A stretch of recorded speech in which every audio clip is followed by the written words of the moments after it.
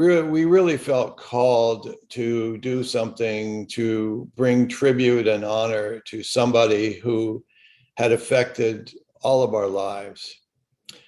I can remember in the 1980s when I was on a photo shoot, and one of the people I was working with brought and gave me a copy of Iron John, and it just completely transformed my life. I began to raise my kids differently. I began to be a different sort of a team leader. I learned what this idea of the anima or the deep feminine was.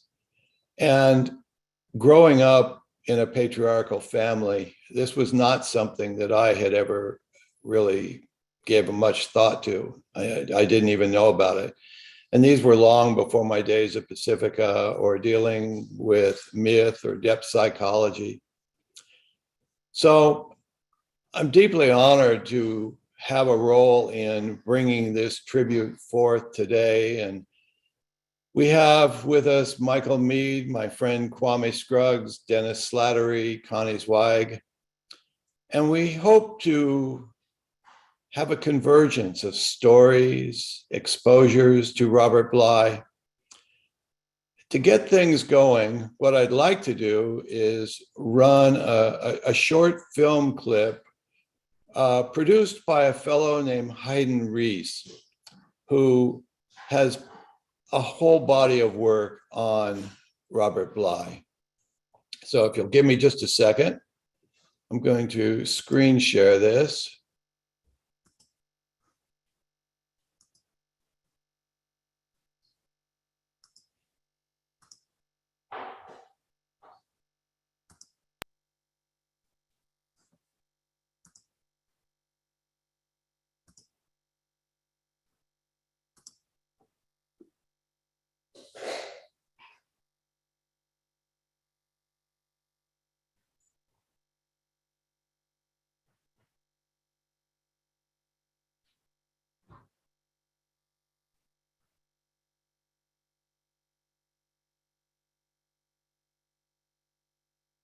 I'm not seeing it. Hang on one second.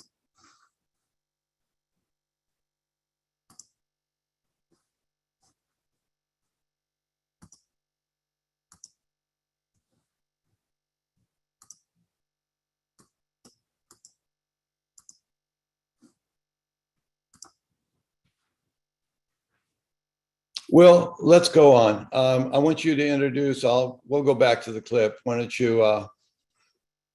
you start? Thank you, everyone. Apologize for the delay. Sure thing. Maybe meant to start with the story.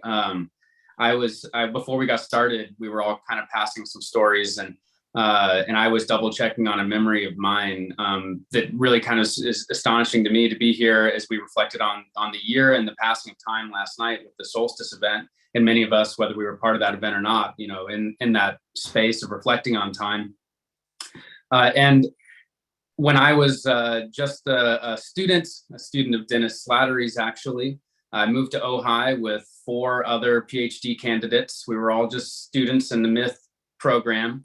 And we were starting, we came up with this harebrained idea to start a Joseph Campbell Foundation Mythological Roundtable at the Ojai Foundation. And actually, no, in Ojai. We had no idea of any history. We didn't know what we were or what we were doing, anything like that. And we asked place after place, and we stumbled into the Ojai Foundation, and they said, oh yeah, this is the place. And they went through the list, and they said, this is, Joseph Campbell, James Hillman, Robert Bly, Michael Meade, Joan Halifax, and on and on. And then we thought to ourselves, after a year of holding events there that were very special, we thought maybe someday somebody from the Joseph Campbell Foundation will come and do an event with us, like Bob Walter. This was so long ago. And then we finally hosted an event under the teaching tree. And we introduced that event and every event as this is this place. This is the special place where all these people that had this conversation before us started the conversation and held that conversation for this period of time. And we said Robert Bly's name and Michael Meade's name every event and in these introductions. And so here we are years later, and many of you in the email list for this goes back to those initial events at Ojai and the Ojai Foundation. So Special hello to all of you who are here tonight, today. And to me, it's a very special moment to now welcome Michael Meade and to reflect with this event on Robert Bly and this movement that we'll talk about. And not just this movement that they participated in, but this larger movement in mythology and these decades of time that carried the torch into a conversation that we're continuing to have now about myth, who we are, where we are, what we're doing, but also especially about masculinity and the challenges of masculinity and what that means. And sometimes it's a hard conversation to have, and hopefully we can have a little bit of that today. It's my honor to introduce all of us. You guys know Dana, who contributes to the Faculty of Pacificus Myth PhD program and hosts these events, edits volumes on mythology. My name is Will Linn. I founded mythhouse.org in the general education department at Husson College, where I teach myth to storytellers. And we're here tonight with Kwame, who's been with us before. Kwame Scruggs is the founder of Alchemy Inc., an organization that uses mythological stories to transform the lives of adolescents.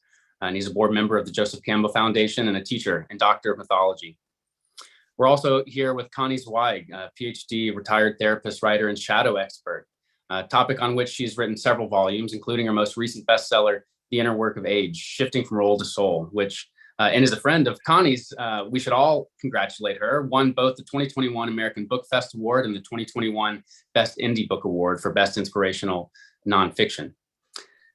Dennis Patrick Slattery is a distinguished emeritus professor in the Mythological Studies program at Pacifica Graduate Institute, and he is the author and co-author, editor, or co-editor of 30 volumes of fiction, nonfiction, and poetry, including his latest collection, The Way of Myth.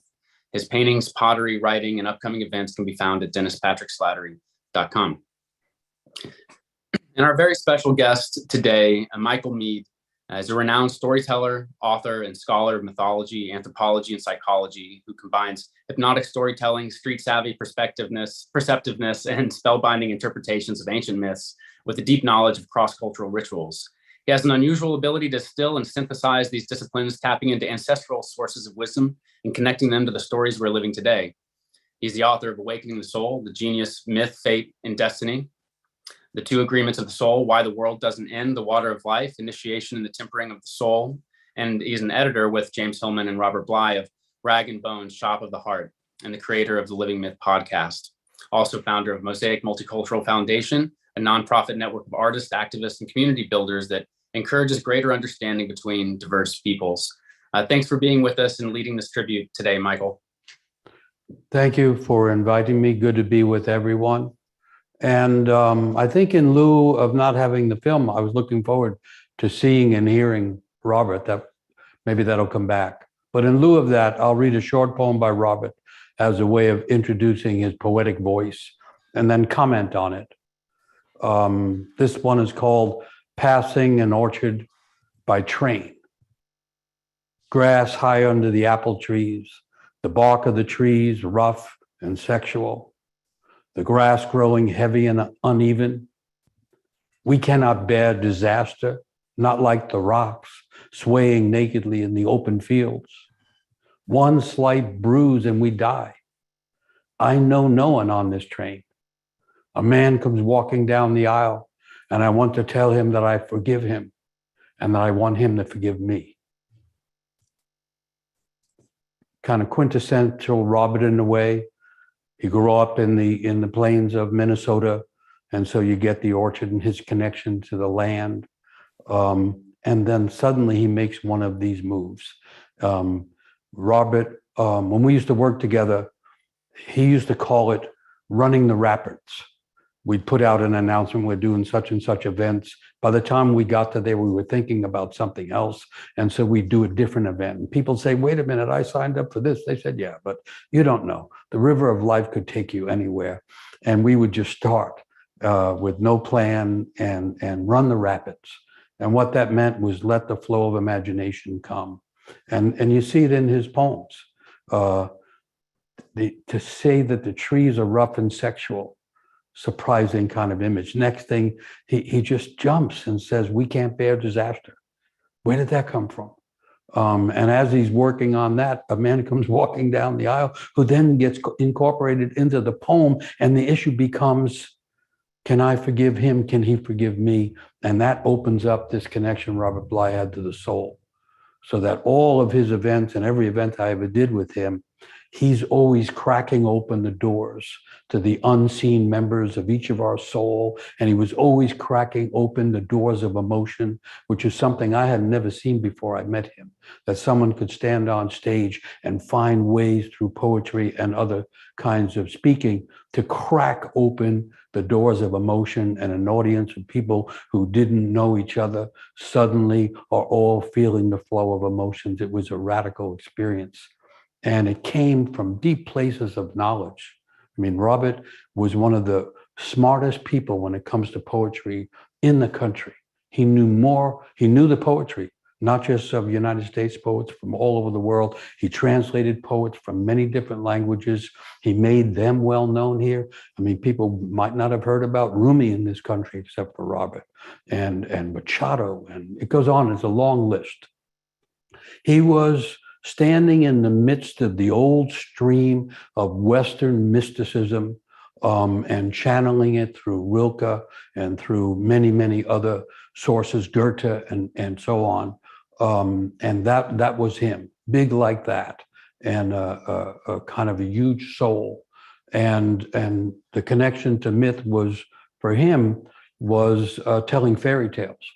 And so he had another foot in the realm of myth. And so by way of memorial, I want to recall something I had read before I met Robert from Miguel de Unamuno, who's a great Spanish philosopher and poet. And he said that it's the job of each person to become irreplaceable, to live their own life so fully that when they pass on, everyone feels that something is missing in the world. To become irreplaceable. And I would say that Robert is one of the first people I ever met who was clearly, from the beginning, my experience of him, irreplaceable. In his case, he was also irrepressible, because he was a big presence. But that bigness was connected to this deep soul. And he was a man of great generosity in many ways. For instance, he just opened doors for me. I don't even know what the beginning of that was. He just would invite me to things that he was doing, and I would be on stage and like at Ojai and all kinds of places, and we would be running the rapids, just trying to open the doors of imagination wide enough that everybody present could slip into it. And he had a recklessness about that. Like someone comes upon a forest and some people in the group start to figure out engineering things, how we could put a road through the forest, and Robert just walks in, pushes the branches away, and begins an adventure. And I learned from him sometimes that's the right thing to do. And so he had that kind of power, and he had that kind of presence that was anchored, as you were mentioning, Data, to the deep sense of the feminine, the deep sense of the soul, to the anima, as Jung called it.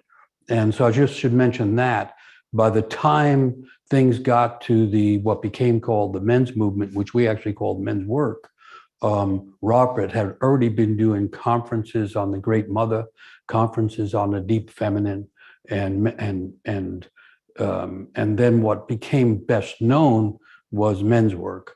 But the work of many, many decades in poetry, in mythology, in mysticism, Robert was bringing in teachings from the Middle East, Sufi teachings, and bringing in the mystical poets. I mean, he was like a great river flowing with many tributaries. And he was, and for me, is irreplaceable. Why don't we see if we can work that video again? I'm going to try it.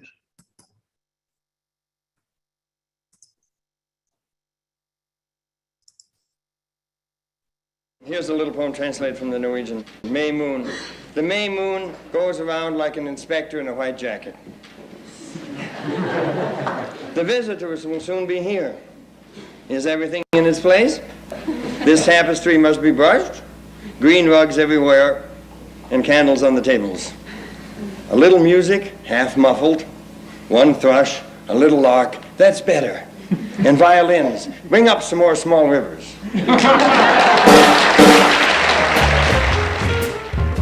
He was really into performance.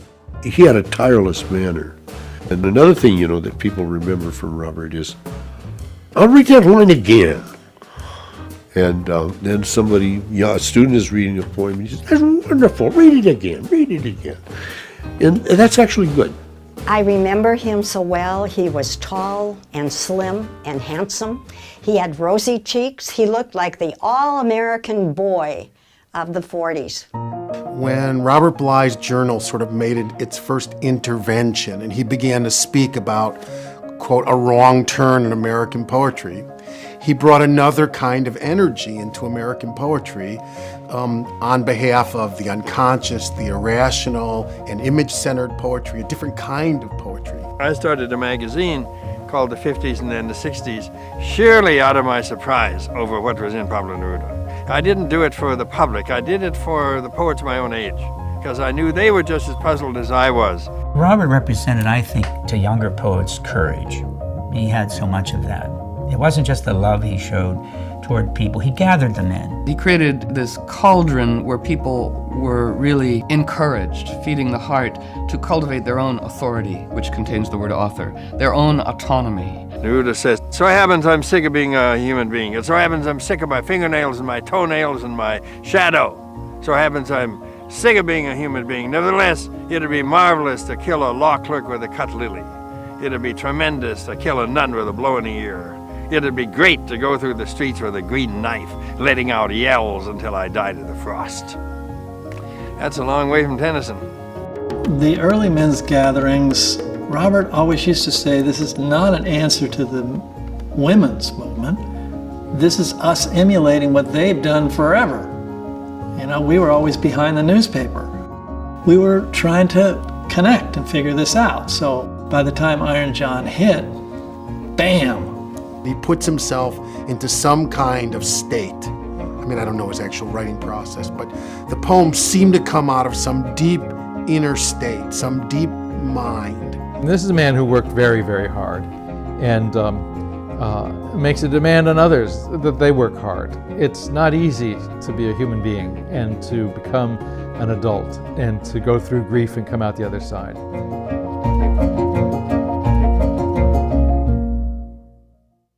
This is a poem addressed to people who think, I can't find anything in life that's spiritual. I laugh when I hear that the fish in the water is thirsty. You don't grasp the fact that what is most alive of all is inside your own house. And so you walk from one holy city to the next with a confused look. Kabir will tell you the truth. Go wherever you want, to Calcutta or Tibet. If you can't find where your soul is hidden, for you the world will never be real.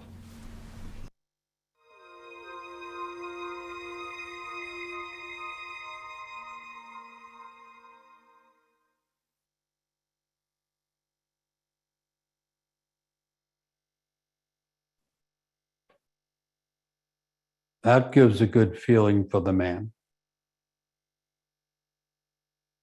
And he would read the poem again, of his own choosing. I'll read that again. And he'd say, the soul can't get it all the first time. You have to read it a second time in order to let it get into your soul. So that was very unlike the more academic poetry readings that were going on at the time.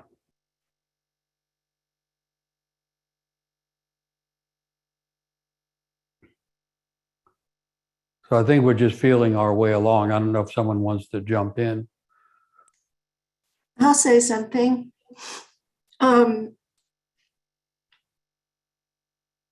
Robert filled my life with creative joy. From his early work, some of you might think for me, it's about a little book for the human shadow, in which he told the entire story of shadow work in one sentence, which was the first half of our life We stuff everything into the long bag, and then we spend the second half taking it out again. But his impact on me continued before that, preceded that, and came after that. For example, his poem, A Third Body, I'm going to read it to you now. This poem became the vision of my marriage, and it became the central theme of Romancing the Shadow. A man and a woman sit near each other, and they do not long at this moment to be older or younger, nor born in any other nation or time or place. They're content to be where they are, talking or not talking. Their breaths together feed someone whom we do not know. The man sees the way his fingers move. He sees her hands close around a book she hands to him. They obey a third body that they share in common. They've made a promise to love that body. Age may come, parting may come, death will come. A man and a woman sit near each other. As they breathe, they feed someone we do not know, someone we know of whom we have never seen. What he could do with words was paint from the imagination all these things that we know, but we don't know. And he was actually able to conjure them into our realities. When he, Michael mentioned News of the Universe. I think that was probably maybe my first exposure to Robert, and I highly recommend that collection. I hope Michael talks about the later collection of the Rag and Bone Shop, but the News of the Universe, Poems of Twofold Consciousness. He actually used poetry to explore the evolution of human consciousness. And then I'm going to read one more, and that's because this poem gave words to the whispers of my soul that I had felt all my life for as long as I can remember, and had never even tried to articulate it. And this is The Holy Longing by Goethe, translated by Robert Bly, which once I found this poem, it became my PhD dissertation, and then it became a book.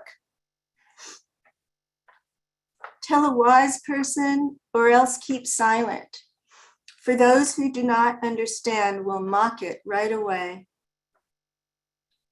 I praise what is truly alive, what longs to be burned to death. In the calm waters of the love nights where you were begotten, where you have begotten, a strange feeling creeps over you as you watch the silent candle burning. Now you're no longer caught in the obsession with darkness, and a desire for higher lovemaking sweeps you upward. Distance does not make you falter. Now arriving in magic, flying, and finally insane for the light. You are the butterfly, and you are gone. And so long as you've not experienced this, to die and so to grow, you're only a troubled guest on this dark earth. Thank you, Robert.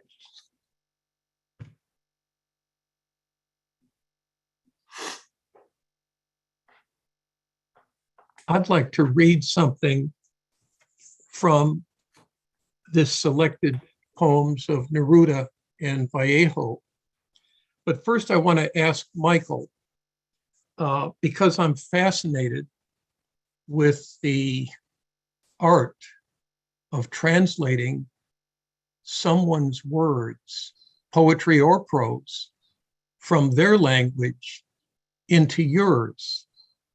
And what goes on in that migration, I just find one of the great mysteries of translators and working that art form.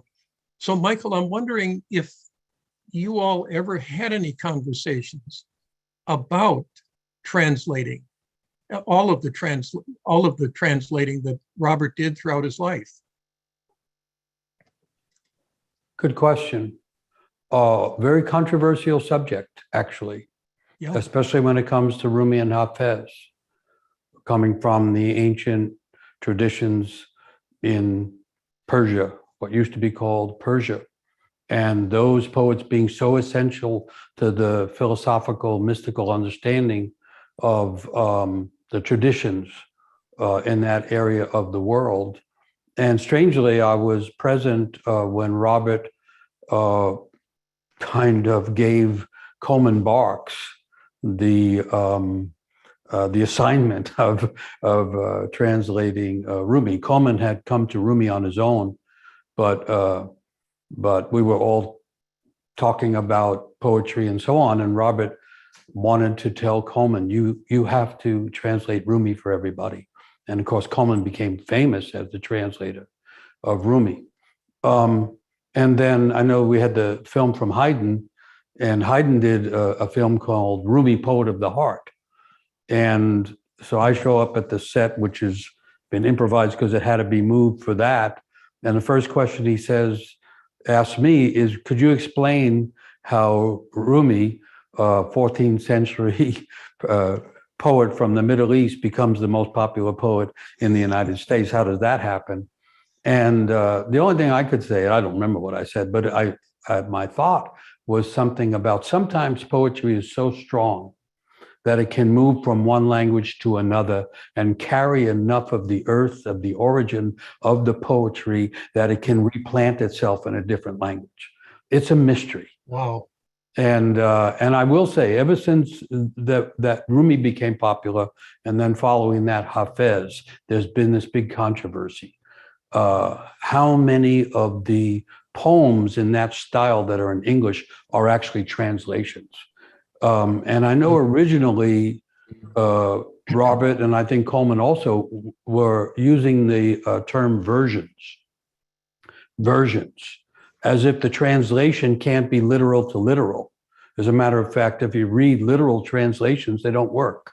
So it's almost like the poetry of the translator is being the midwife in the process of rebirthing the poetry from one language to another.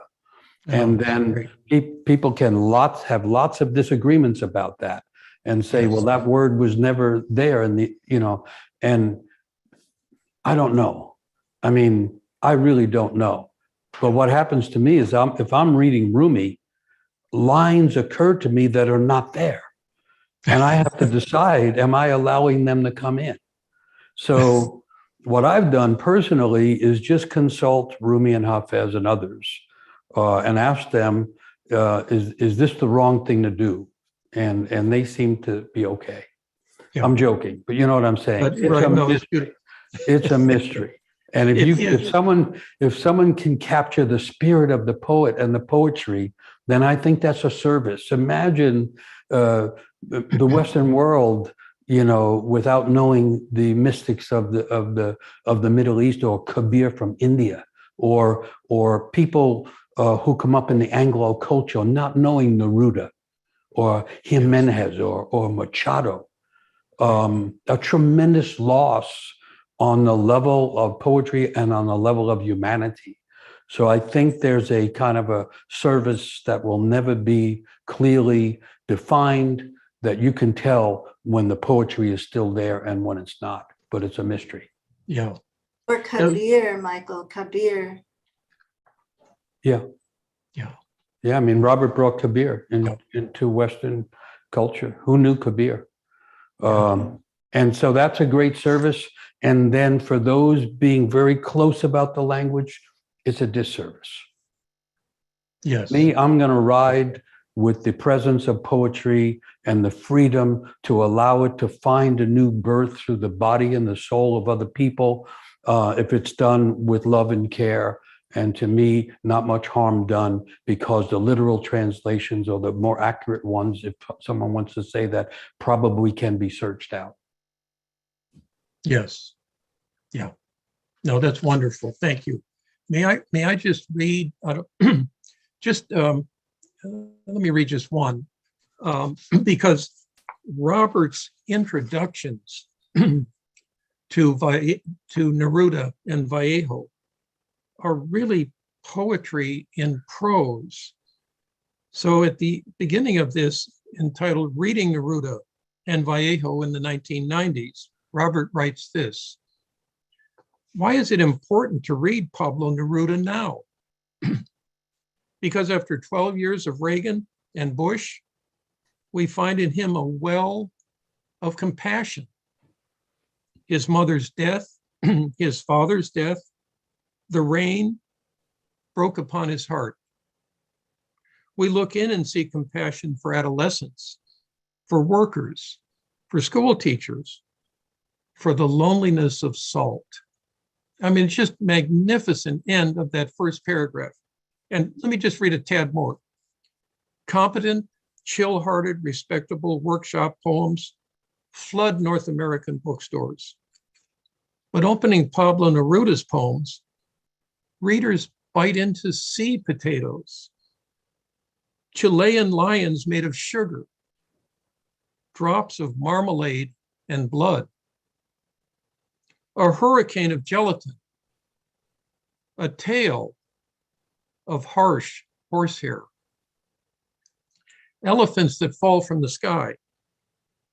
As Neruda says, a tongue of rotten dust is moving forward over the cities.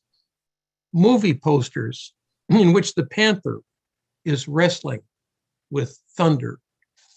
I'll stop there, and if there's time down the road, I would love to read something about his intro to Vallejo. But to read him introducing another poet, he's, and I think Michael's word is not overused here, he really enters the soul of this person who he's translating, and then creates a poem that cocoons it. So, yeah. Is there something about his mythic interests and archetypal interests that enabled him to be a successful midwife of these poems? Well, he was also being a midwife to the realm of fairy tales, which is kind of an aspect of the mythological realm. And so when Robert's writing Tales of the Universe, he's also trying to reconnect everybody to the mythological background of human culture. And so, yeah, they're all, the thing is, you know, it's so modern to try to categorize someone, and Robert defied that. Too many facets, too many tendrils, too many thunderstorms coming out, and too many elephants dropping by. And it really was, it was mythological, most of what he was doing. And his way of being in the poem was deeply personal and mythological at the same time. And I mean, that's how I got involved. That's how I got attracted. Robert was telling stories, and I had just started telling stories. And we would have lots of conversations about mythic images. And when he was doing poetry workshops, he would be trying to introduce the poets not to how to get a functional poem, but how to let the myth pull you into a territory of your own soul that you hadn't found yet, and then deliver the news from there.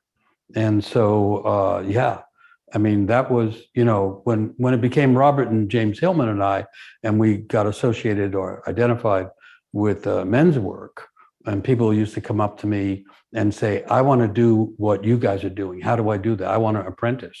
And I would say, well, let's see.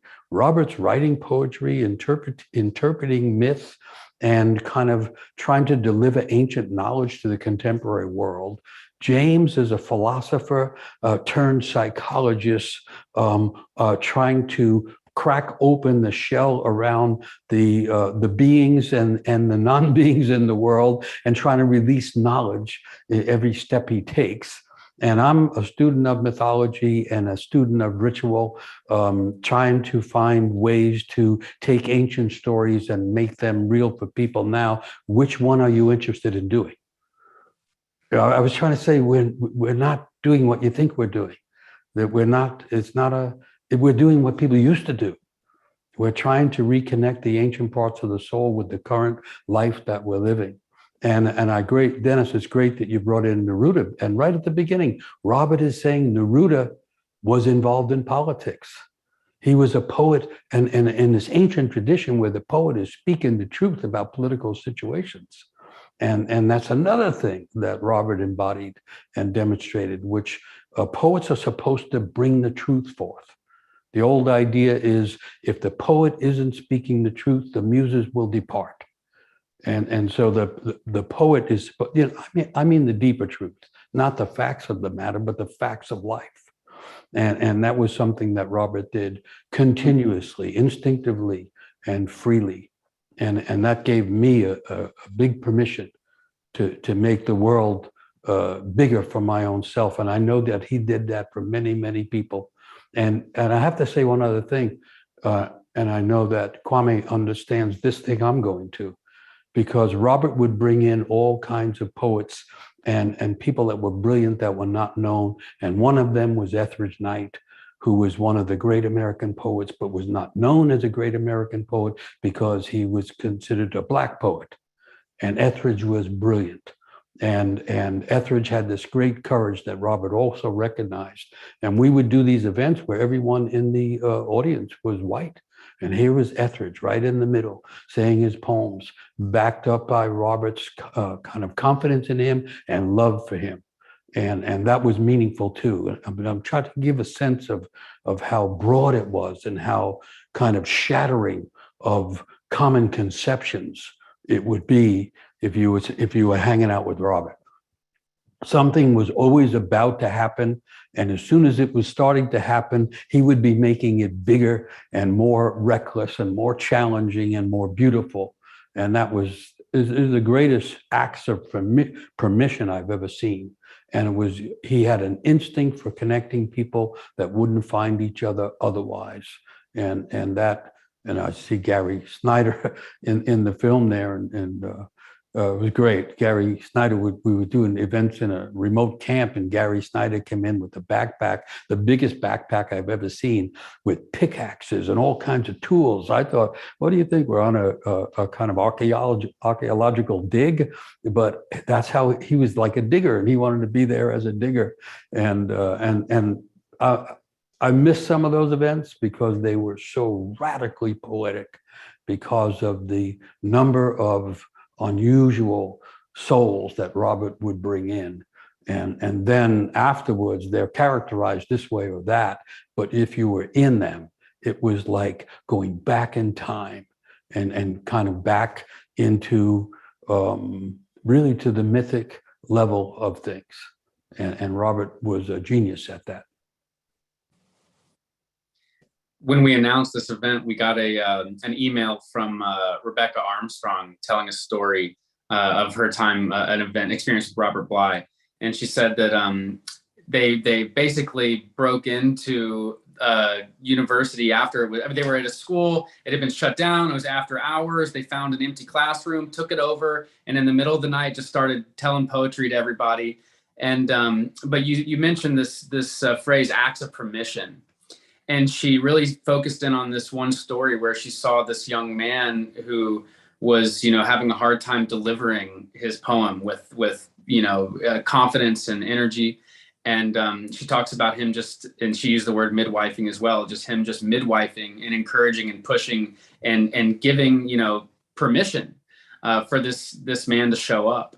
And she's recalling this, decades later of witnessing him, bringing this young man's energy into himself. And it was so interesting. I came across this email. It was a week or two late with me opening it, but it was just after I'd been at the faculty party for my school where we have actors. And the head of the acting program had shared this story feeling, am I uncomfortable? Can I do this? But there was this kid and I just knew he needed pushed, and I pushed him, and I did, and I watched, and this beautiful thing happened, and he came forward and emerged, and it was the same story that I had just gone from hearing into hearing that night. And my understanding is that that's one of the things that he brought to a lot of people and to the world, even to his readers. And anyway, really cool to hear you mention these acts of permission and these grand experiences and nights and events with such a larger than life human being. One of the things that I think happened is, or can happen, when a person becomes themselves, they are able to bless other people. Often they're able to curse other people as well. But there's an old African saying, you only want to be blessed by someone who could curse you, right? Because that proves it's a genuine blessing.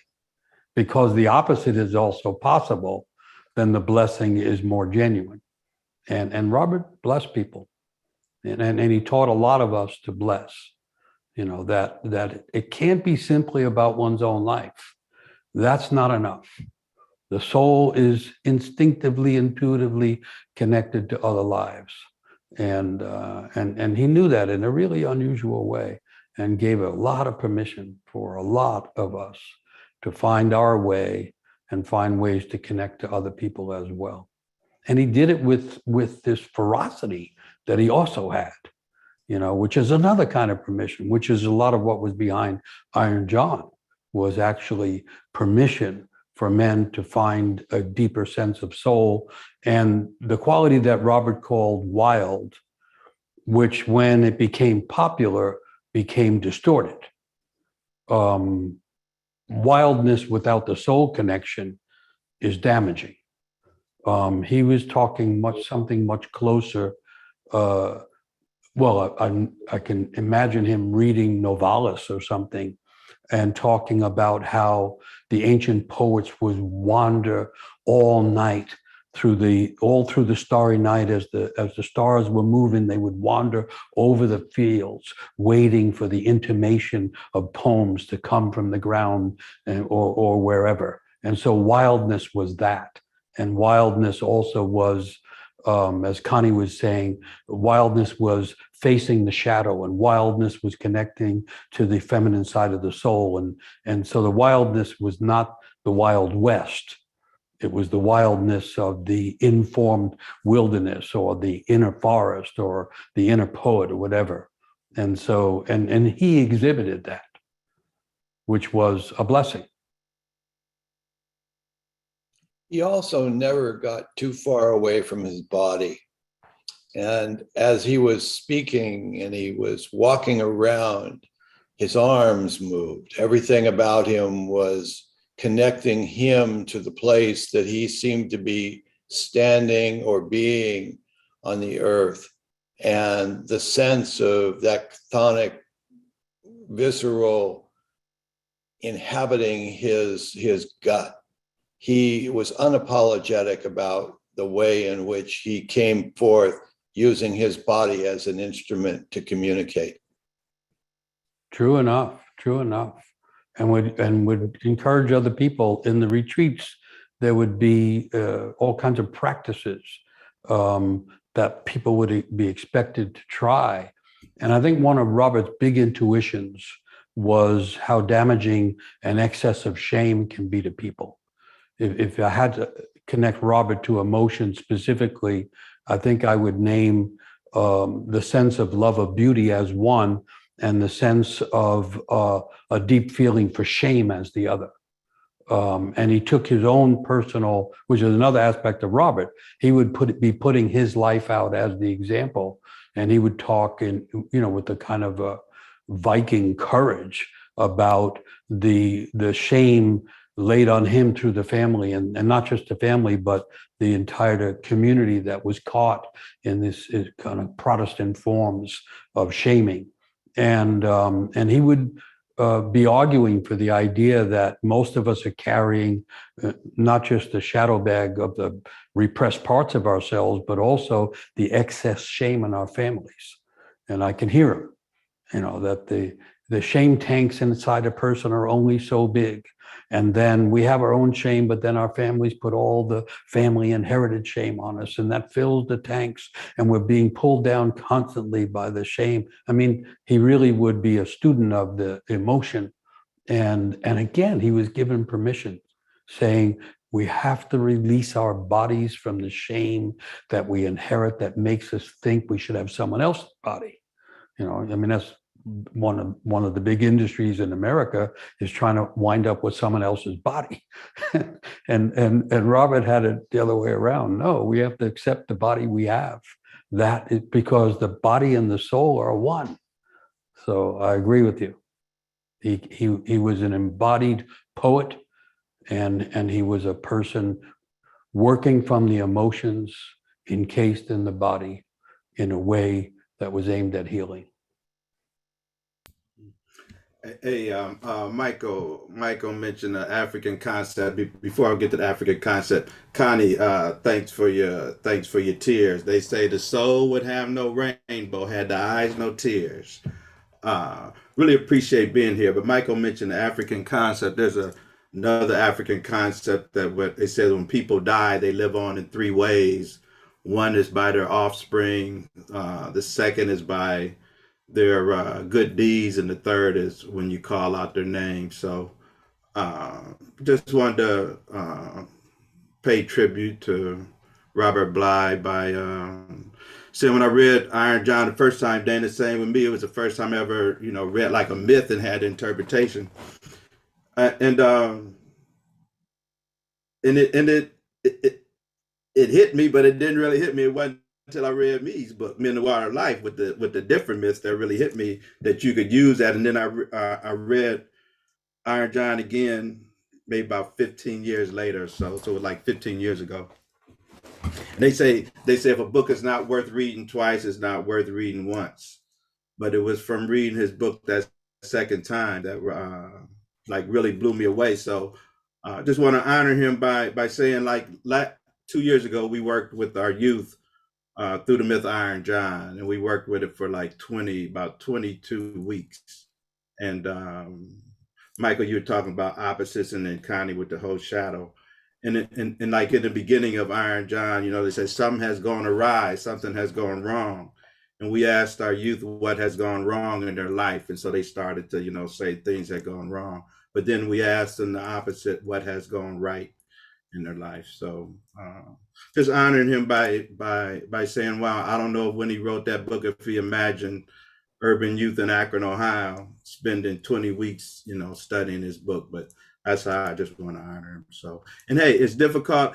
I look at Dennis and Michael as being mentors, and in myth, I learned, through myth, when you have a mentor, you just sit there and shut up. So, hey, I'm done talking. All right. Okay. Thank you, Kwame.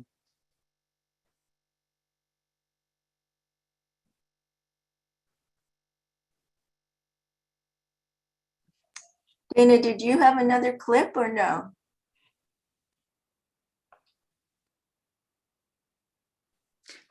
Mute. I can locate another clip that is, but I'm pulling them off a line, and I've never had this happen before, but I lost my hard drive in the middle of all of this. So I'm only working off of the computer, and I don't have access to anything that. Okay, I sent you a whole series of clips from YouTube. Do you want to find that, or we can just talk? We can keep talking. It's really enjoyable, but I thought we had more clips. Let me go through those while you all are talking. Okay. And let's find one, and I can share them. Yep. Okay. I had a question, actually, and I don't know if there'd be a good moment for this question or not. I don't know if I'd ask it for sure.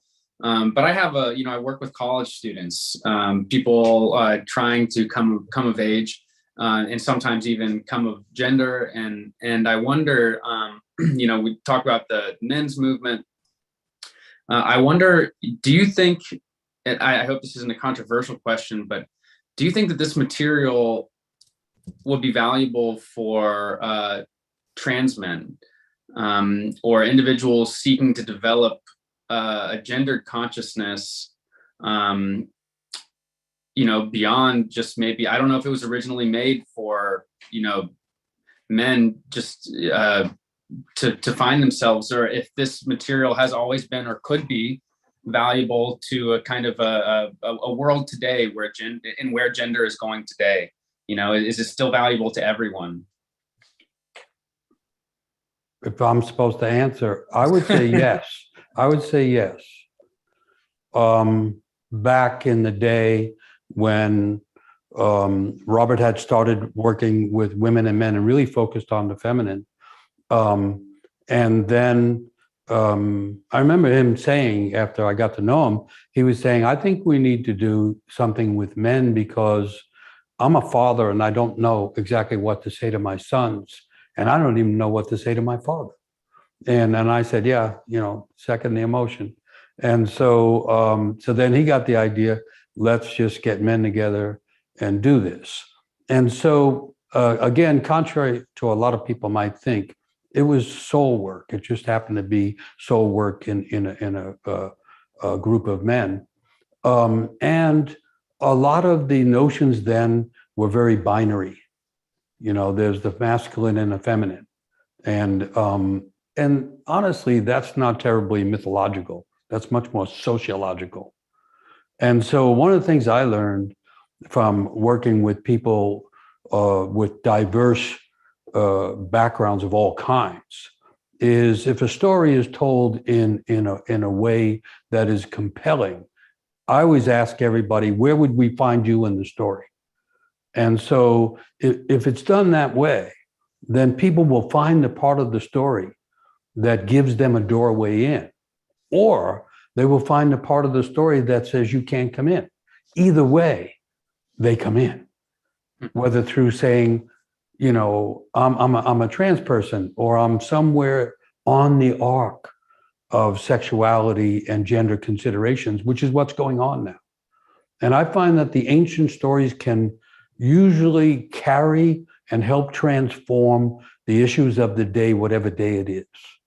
And one of the things that's going on now is the binary conceptions of gender are being dissolved, like many other institutional conceptions in culture.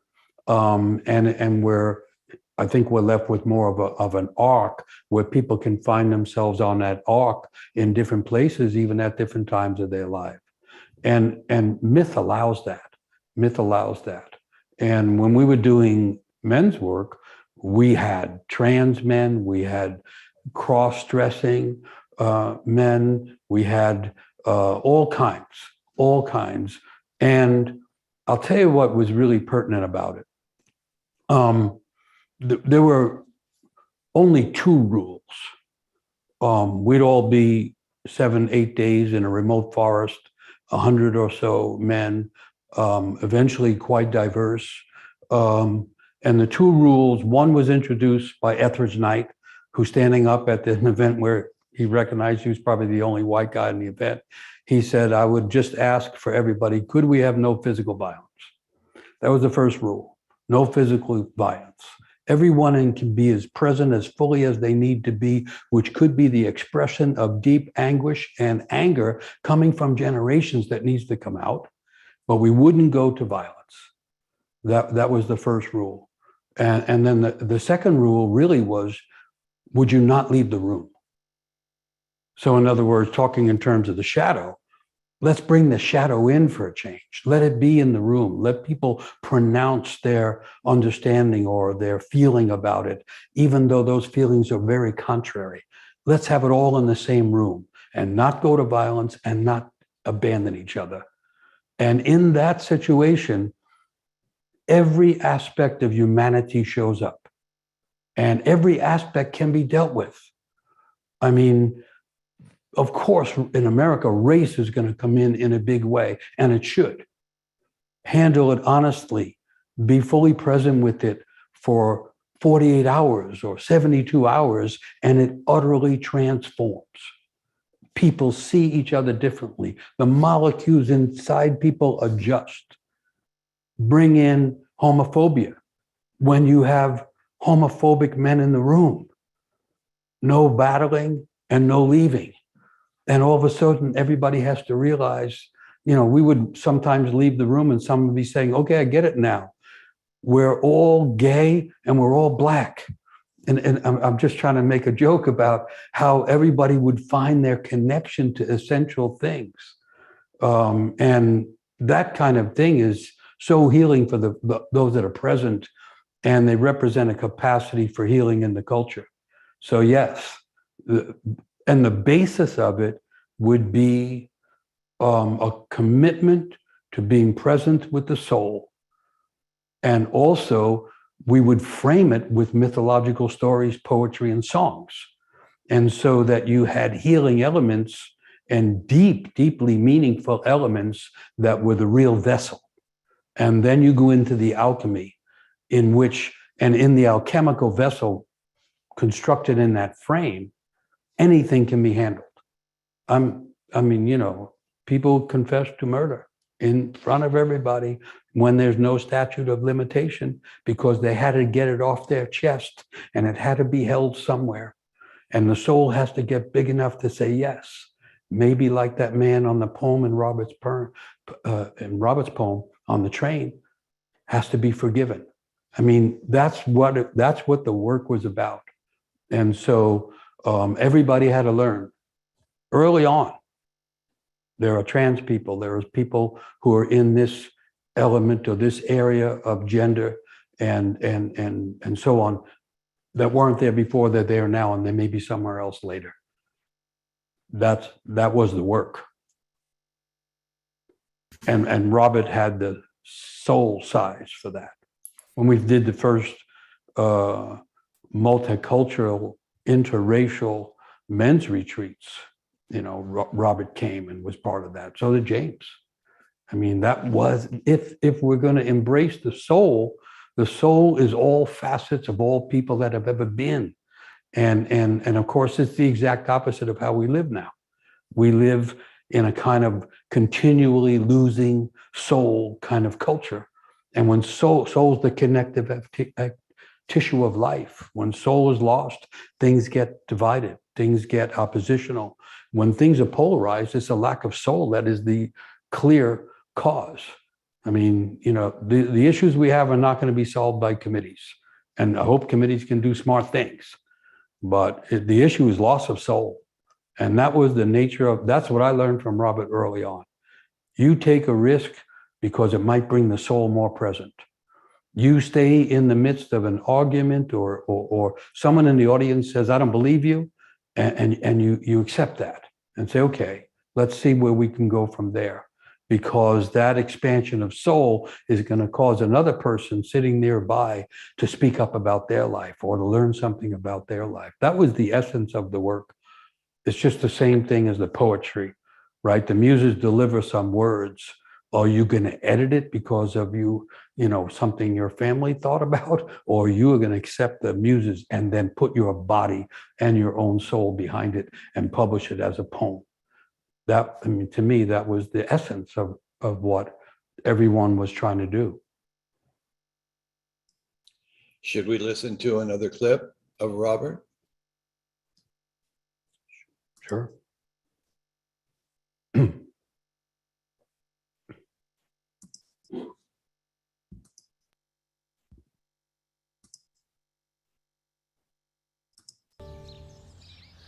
I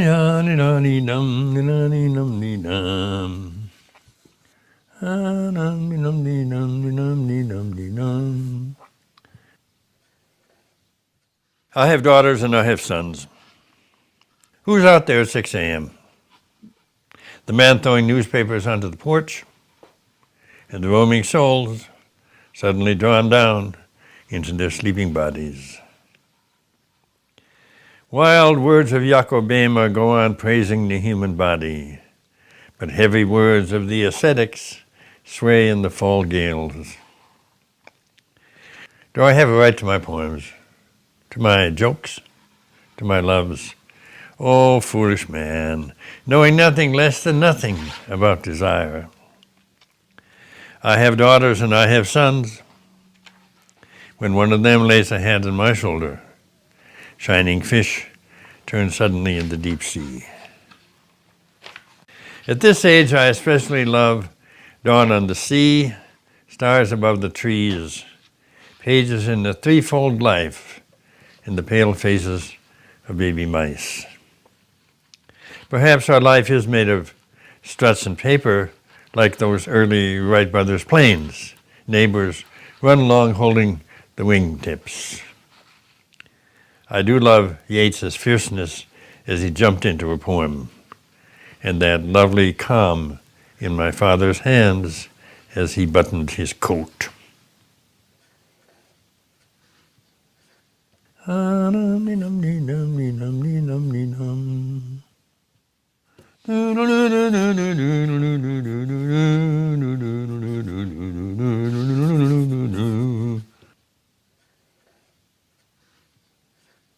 Keeping our small boat afloat. So many blessings have been given to us during the first distribution of light that we are admired in 1,000 galaxies for our grief. Don't expect us to appreciate creation or to avoid mistakes.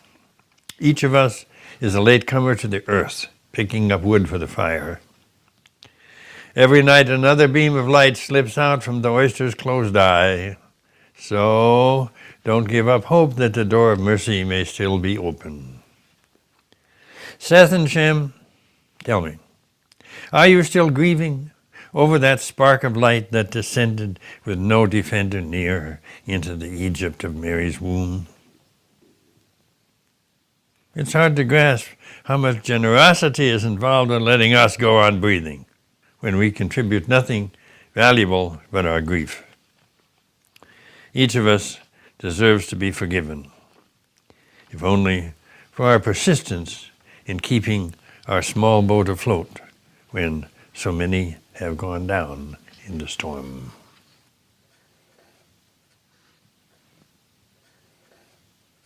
Stealing sugar from the castle. We are poor students who stay after school to study joy. We are like those birds in the India mountains. I am a widow whose child is her only joy. The only thing I hold in my ant-like head is the builder's plan of the castle of sugar. Just to steal 1 grain of sugar is a joy. Like a bird, we fly out of darkness into the hall, which is lit with singing, and then fly out again. Being shut out of the warm hall is also a joy. I'm a laggard, a loafer, and an idiot. But I love to read about those who caught 1 glimpse of the face and died 20 years later in joy. I don't mind your saying I will die soon. Even in the sound of the word soon, I hear the word you, which begins every sentence of joy. Ah, you're a thief, the judge said. Let's see your hands. I showed my calloused hands in court. My sentence was 1,000 years of joy.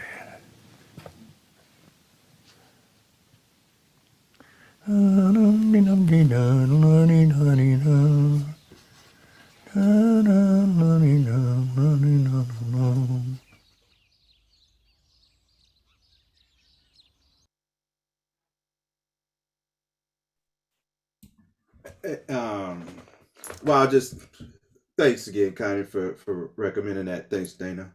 Hey, just watching him. You know, I never met him, but just being here feels like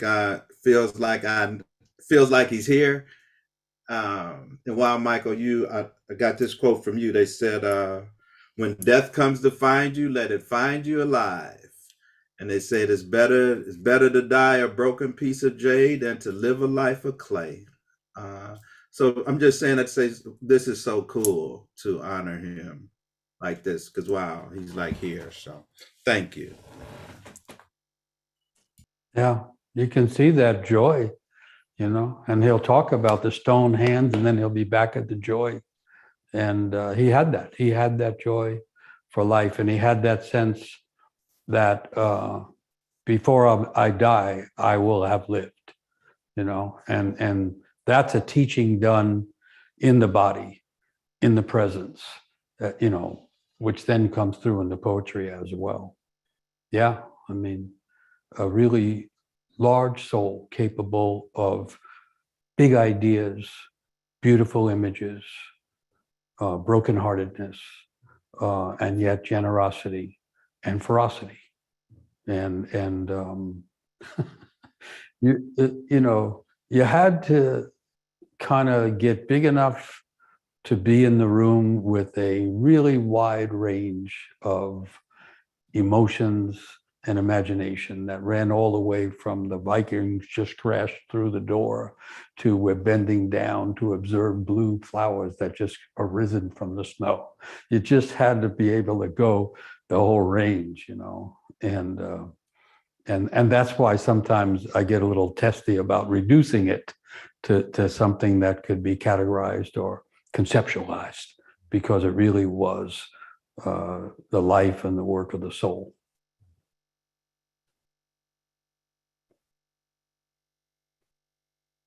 Michael, would you say something about the making of Rag and Bone Shop? Sure. It was a great thing.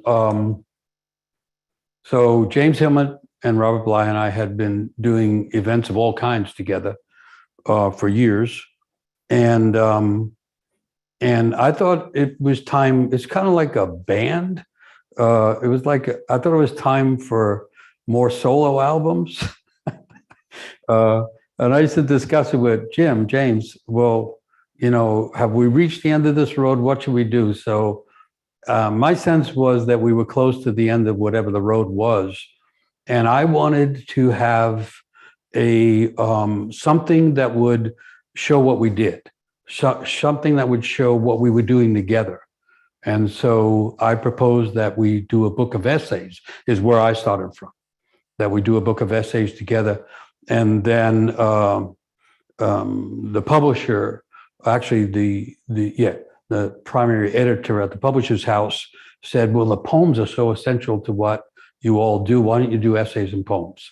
So, and then HarperCollins agreed to do it. I don't think you could make the book now because of getting the permissions and paying for all the copyrights. And they agreed to do that. But partially, they just thought it was a beautiful idea. And so then people set to work, and the way we worked is we would meet, we would go to a place, a city, to do an event. And then after the event, we would stay for 3 days, and we were each required to bring poems that we wanted to put into the book. And we did that 5 times or 6 times. And then we would spend the 3 days arguing over which poems go in the book. I mean, and I say arguing, it was mostly poetic arguing, although every once in a while it would be just regular arguing. And so we would have 3 categories. A poem that gets all 3 votes, that's in the book. A poem that gets 2 out of 3, one of us is against it, goes into a separate pile. And if a poem only got 1 vote, it was out. I actually have all the poems that we didn't put in, I have in a book, but I don't know that you could ever do a book like that again. But anyway, and of course, negotiating with Robert is a really wild experience. And let me just say, he cheats. So I would be opposed to a poem he was bringing in, and he would try to bribe Hillman to back it up so that it could still be in the second pile. And so it was really funny, and it was really intense, and it was really beautiful. And the one thing, so it's a great collection of poems, and it's like every time you read it, you find a poem. Even I find a poem I didn't know was in there. And so it seemed like a fitting way to symbolically show what we were really doing. And it turned out strangely that each of us loved Yeats. The beginning of the first men's retreat that we did, which had no form whatsoever because it had never been done before. And we were late. And so everybody who was there got agitated. And so they started carrying on, and people were climbing the walls. I don't know what they were all doing. And so having no plan, Robert says to me, why don't you start? And I've never even been in such a situation, but I used to carry several drums, one of which was a bodhrán, the Irish drum you play with a stick. And I thought, well, I'm going to defend myself with my Irish drum, and I'm going to recite Yeats while playing this Irish drum. And that's how the event started. And everybody calmed down because of the ancient nature of the poem and the drum. And it was only later that Robert said to me, it was reading Yeats that I decided to commit my life to poetry. So we had this connection because we both studied and loved Yeats. And then when James Hillman came in and joined, he was a student of Yeats as well. So sometimes we would actually read a Yeats poem together, all three of us. And so when you see Rag and Bone Shop, that's a line from a Yeats poem. And now I must lay down where all the ladders start in the foul rag and bone shop of the heart. And so that was a thing that we all had a connection to Yeats, and that was the last significant thing in a way that we did together. And people have referred to it as like the band, the band breaks up and people go do solo albums or whatever. But that was how it started. And the process was just amazing, to listen to hundreds and hundreds of poems and for days, month after month, and then find the collection and begin writing little essays. So yeah, it's a beautiful production that came kind of at the end of that road we were on.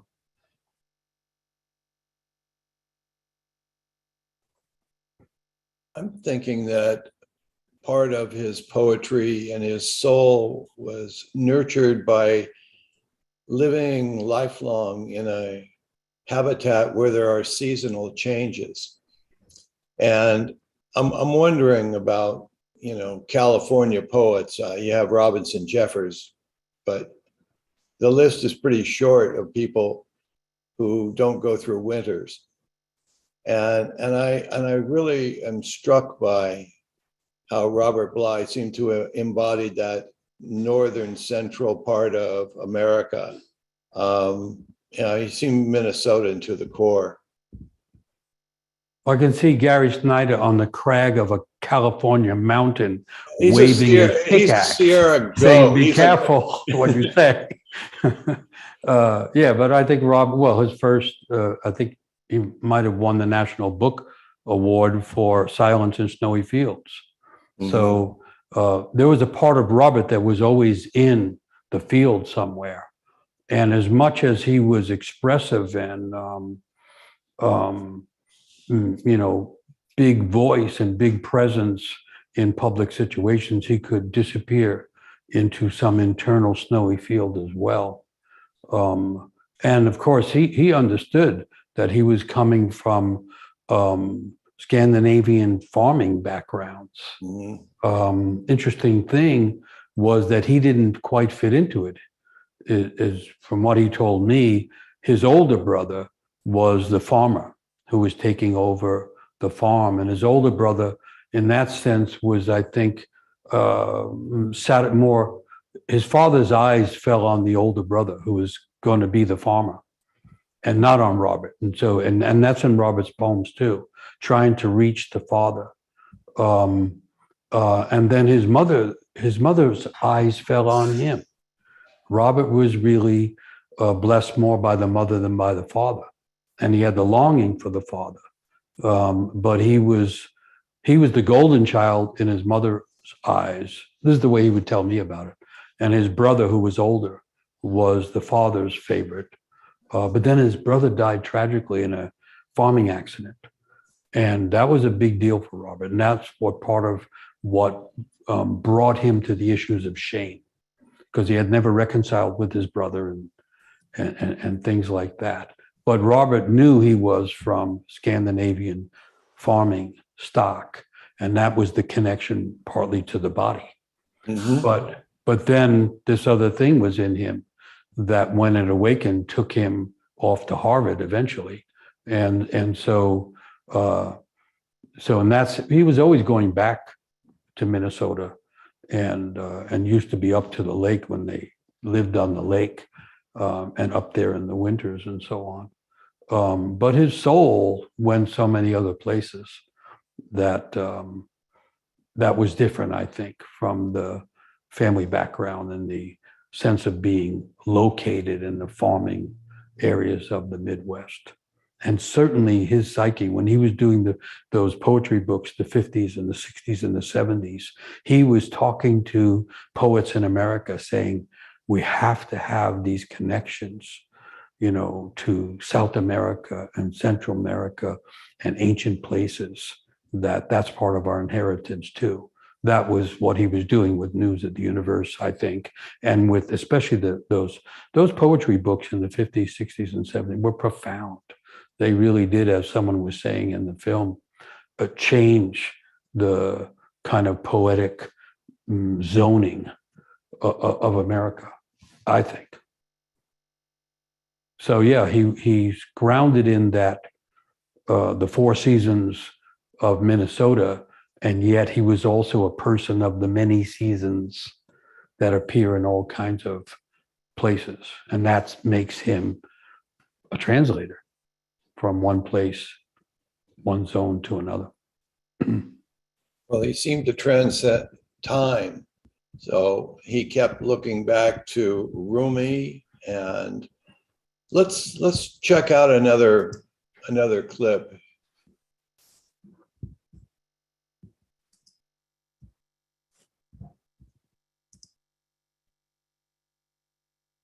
He often says things, well, you know, I don't do the scolding Rumi. Robert does that. So there are a couple of Rumis. The scolding Rumi is one of them, and there's 4 translations I've done here, and if you're up to it, I'll read you them. The scolding Rumi. And come in with the father whenever you're, or the little one, or whatever. Little Rumis. Well, let's see. This is the first one I ever realized how strong he was in this area. I don't like it here. I want to go back. According to the old knowers, if you're absent from the one you love even for 1 second, it ruins the whole thing. There must be someone. I mean, just to find one sign of the other world in this town would be helpful. I read it in Des Moines once, and I felt very much what he was saying. There must be someone. I mean, just to find one sign of the other world in this town would be helpful. You know, the great Chinese Simurgh bird got caught in this net. And what can I do? I'm only a wren. My desire body, don't come strolling over this way. Sit where you are. That's a good place. When you choose dessert, you choose something rich. When you choose wine, you choose something that's clear and firm. What is the rest? The rest is mirages and blurry pictures and milk mixed with water. The rest is self-hatred and mocking other people and bombing. So just be quiet and sit down. The reason is you're drunk, and this is the edge of the roof. And I remember, I think it's in Cleveland or somewhere like that, and there's a lot of people in the poetry reading, and they were some out in a little hallway that way. And when I said those lines read them for the first time, the reason is you're drunk, and this is the edge of the roof. You could just feel them going like domino.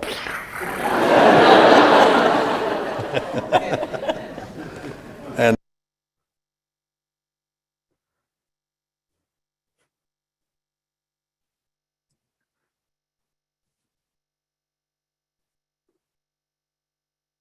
so I'm curious, what other facets of Robert Bly and his life, what have we not touched on? Because my experience was that he was connected to so many various people in so many various places that I certainly couldn't collect those pieces. And I'm curious if there's anything. Yeah, there's one thing here, and this allows me to bring in what he says about Vallejo, and it's about the place of thinking in poetry.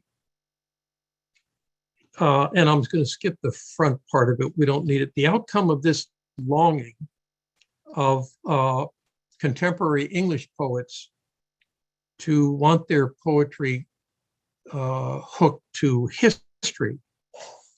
The outcome of this longing is that the word then is never fresh.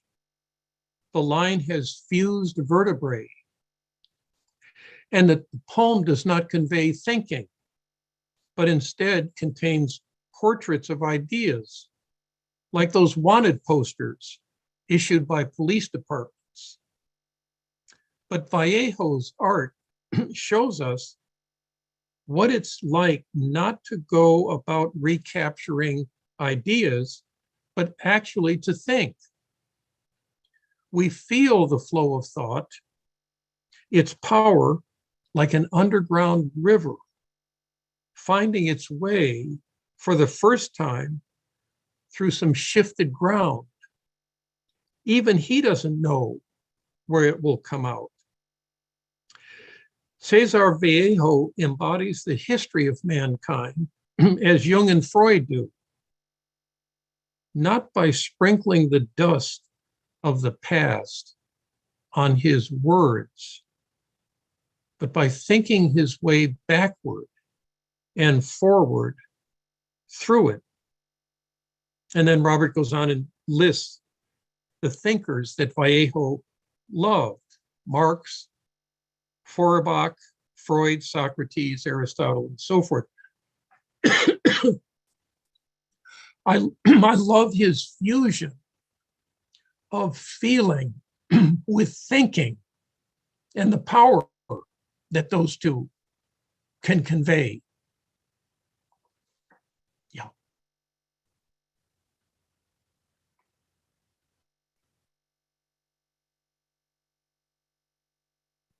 Michael, we've got you muted.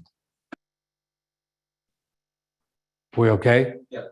Going back to the rag and bone and related things, one of the beautiful things when Robert and James Hillman and I would work together was James is coming from the realm of thinking, not just thinking. He had feeling also, but boy, he could bring the roots of thinking philosophically and all kinds of other ways. He was deeply knowledgeable of alchemical thought and philosophical thought, psychological thought. And that would connect. I'd be in the middle, like Hillman would be pulling on these roots of the depth of philosophy. You could ask him any question that you wanted about philosophy. He could answer it. And Robert is on the other side, pulling at these roots of the feelings of the soul all over. But Robert had his thoughts also. And it was really an amazing thing. I know that Robert respected James's thinking. But I know that James also respected Robert's thinking as well as the soulful, emotional stuff. And it was just a really endlessly valuable thing for me to sit between the flowing of those two great minds and great souls with their feelings and the kind of flow of knowledge that could come from either one at any given time. And both of them were aware of the fact that in the modern world, we are adrift from the practices of being together and trying to open all these doors of the senses and of the imagination and of the flow of ideas and of the rush of feelings. Because Hillman had been part of all those meetings with Jung and all of the great thinkers back when Jung was having retreats, and Robert was so connected to so many poets and there's thoughts inside poetry as well as images, and really they were like living books, and you know, the pages could turn fast, and then suddenly something would come out that hadn't been heard or said for a long time, and it was an amazing experience, you know, for me. And so yeah, I'm just seconding what you're saying, that Robert would be searching for the thoughts in the poems as well as the images in the poems, and he would be taught by those. And I think that was something that was in the room. Not the idea that, yeah, we could learn from books and that's a great thing. I mean, when I met Robert and Jim, they had each already written 20 books, so clearly books were part of it. But the open book of the soul was primary. And the idea that was that we could learn from the thoughts and the feelings of others in the moment. I mean, I guess I'm just going back to where I was at the beginning. The sense with Robert always was that this next moment could be the moment that we came here for. And that, you know, please take the permission to stand or to be at the edge of the roof, as Robert pulled out of the poem there, and let ourselves fall into the next moment, because it might be there that we find the water or the soil or the love that we were looking for. And I had never met anyone that had that bold a sense of what we're doing here. And so I honor that, you know, so thoroughly and repeatedly. And strange, you know, how it is when someone has that irreplaceable quality, then you don't think they could ever depart, you know, and yet we know better. We know better. Yeah, I think it will take a lot of memorial to even come close to expressing all that Robert brought. The thoughts that he brought through that little book of the human shadow, those condensed poetic thoughts about the psyche, that was a gift to I don't know how many people, because the book had like 11 pages, I think. It was a very small book. And little book on the huge human shadow. It should be handed out every time someone wins an election. You know, they should get it. So, on your note about you know, touching so many people, and I want to just acknowledge all the people in the audience that have said something about their personal experiences, some special moment from their lives. And I know many people are here tonight or today, probably, you know, for the first time, just specifically as an opportunity to find a way to be with their own memories in their own time with Robert Bly. And so I want to acknowledge and thank everybody, you know, that's here for that. And there was a question also that I thought was an interesting question, and to yours, Michael, what are we not touching on yet? I wonder if anybody can speak to his work with Marion Woodman is a question that's been asked. The last time I sat with Robert was with Marion, and it was probably in the late 80s, I think. I had an idea. I was in the publishing industry, and I had this idea for them to write a book together about the intermarriage of the masculine and feminine in fairy tales. And the book never happened, but the experience for me, it was like the third body. There was a kind of, for me, there was the experience of the two of them and it wasn't a professional or an intellectual relationship that I witnessed. It was like an intermarriage sitting in the room with me. I felt like I experienced the idea of the book in the reality of sitting in their company. I don't know if you had anything like that, Michael, with them, but I really felt like there was a special connection, a soul connection between them, and that it was this incredible privilege that I had. It didn't matter to me. Actually, after a few days, it didn't matter to me that the book wasn't going to happen, because I had this beautiful vision of what was possible in human life. It was a great gift. And Marion was was a real mentor to me in many, many ways. So I'm so grateful to both of them. Thank you. My experience of that was that an unusual gentility of connection that they had. By then I had done a lot of events with Robert of all kinds. And I started to notice that when Robert was with Marion, this gentleness would come out that maybe was hinted at once in a while, but wasn't fully present until they were present. And so I like your image of an inner marriage.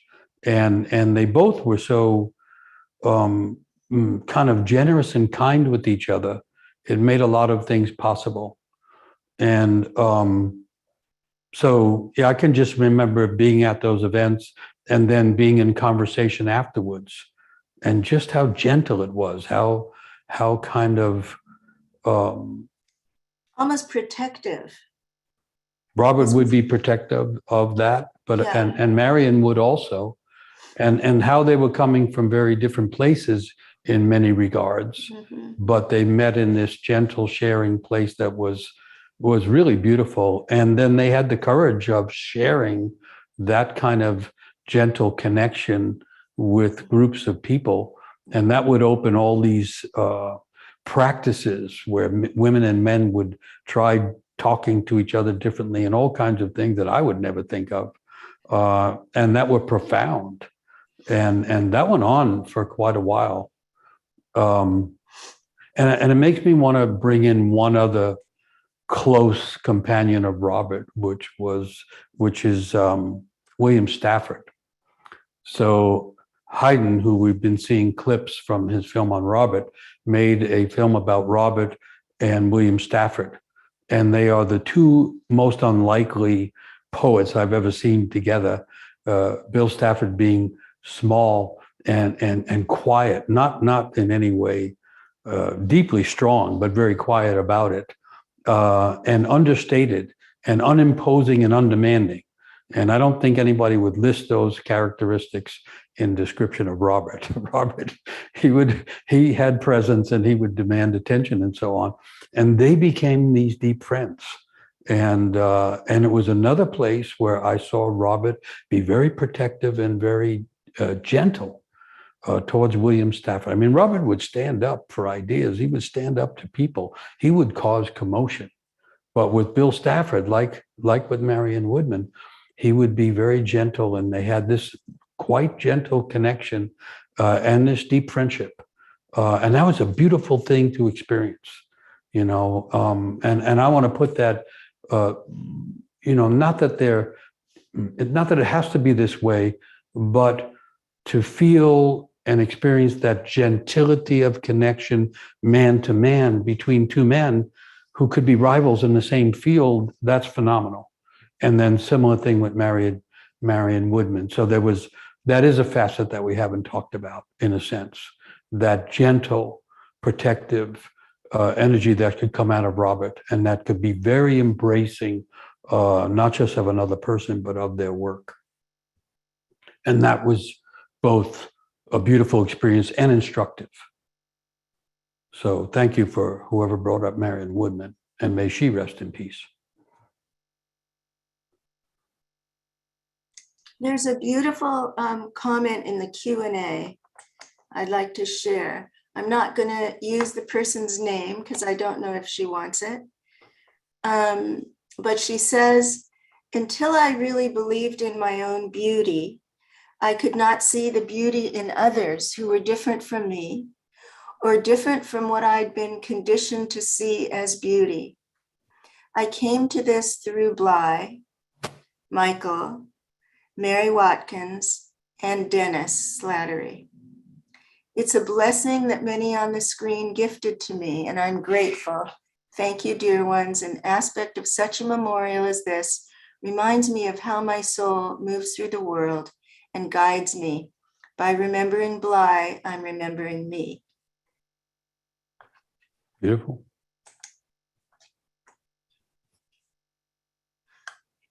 Lots of comments in the chat. I don't know whether we have time for Did you want to call anyone from the audience, Dana, or no? Because we're at Well, we're at the end. The I one think. thing I thought was, and Michael, maybe you would do this.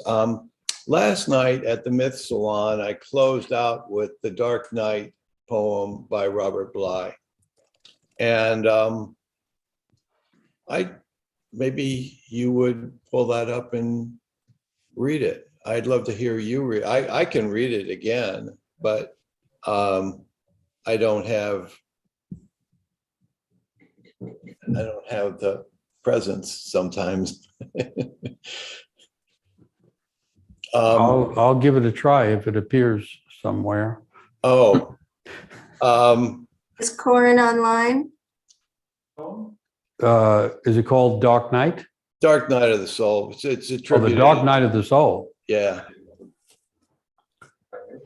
It's Robert Bly. Yeah. It's his interpretation of that poem. Yeah. And I apologize for not having it. My hard drive went down, and I don't know. When we finish this, I've got to figure out where it went. But you'll have to track it into the Dark Night. Well, yeah, and we're all that's where things connected. go, and then we're bound to follow. Yeah. Wow, there's actually a chat from a translator here. The translator. Yeah, someone who's a translator. Amazing.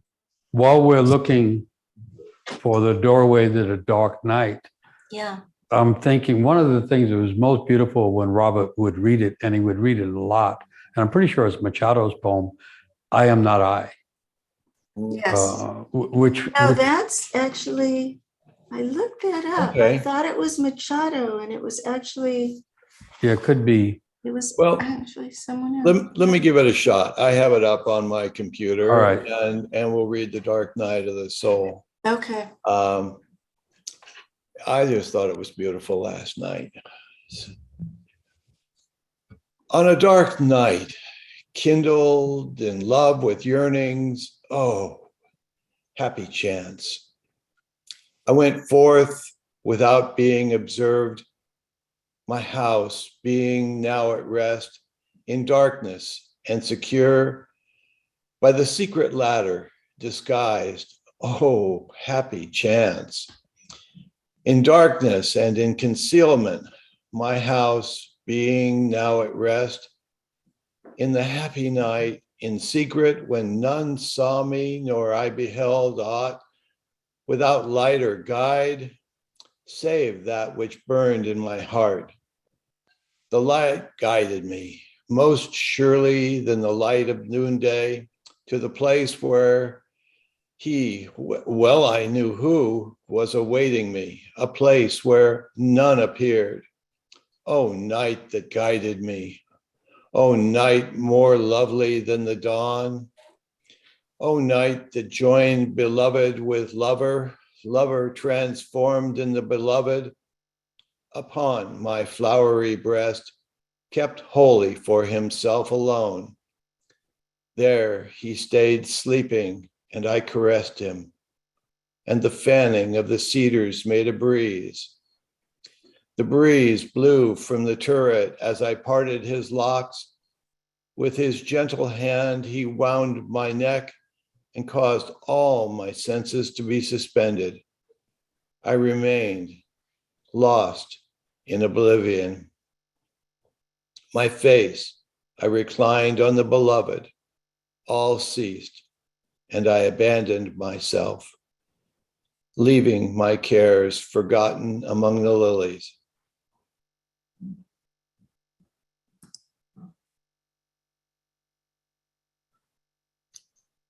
I thought it was particularly appropriate that the poem was read on the occasion of not only the winter solstice, but at the tail end of the full moon. And that we would be doing this today to honor that kind of transition of the seasons and the phases of the moon. It seems to awaken all of the spirits of change that we are so governed by. I'm so appreciative that everybody responded to this, that you, Michael, and Kwame, and Dennis, and Connie, and of course, my good friend, Will. We have a moment, and if we don't take a moment to pause when the moment is there, the opportunities disappear. They're like that situation in the Andy Goldsworthy film where he lies on the sidewalk and it rains, and you can see when he gets up where he was. And he says the only way you can observe change is by staying put. The only way we can observe silence is to stop talking.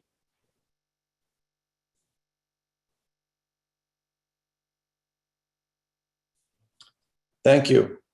Thank you, everyone. Thank you, everyone. Hope to Thank have you you back, all. Michael. Good to see everyone. Thank you. Thank you. It's beautiful. Thank you, It's everybody. beautiful. Thank you. Honored to have been a part. No doubt. Thanks, Michael. Thanks, Thank you, Kwame. Michael. Thank you. Connie, Thank Dennis. you. See you, Kwame. Yeah, see everybody. Good seeing All you. right. Good Be to see safe. you.